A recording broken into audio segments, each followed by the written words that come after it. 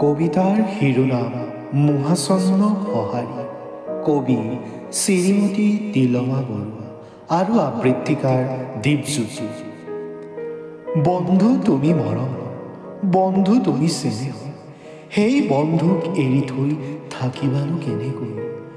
কবিতাৰ ছন্দে ছন্দে মহানন্দে তোমাৰ নামত স্বাক্ষৰ কৰি ব্যাকুলতাত বান্ধি এনাজো।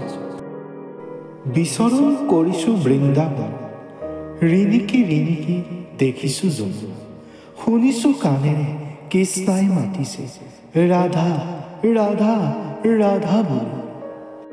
বন্ধুৰ সান্নিধ্য কি যে মহানন্দ, নাই কোনো স্বাৰ্থ, কেৱল নিস্বাৰ্থ।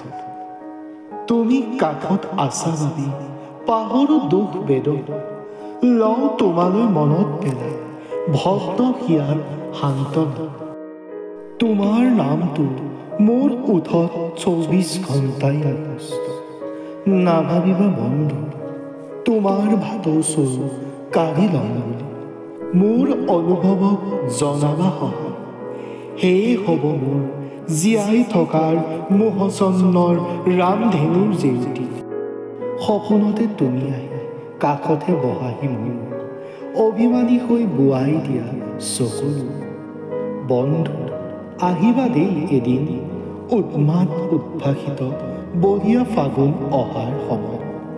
ভৰি ৰ'ব যেন মৰমবোৰ তোমাৰ মোৰ কথা।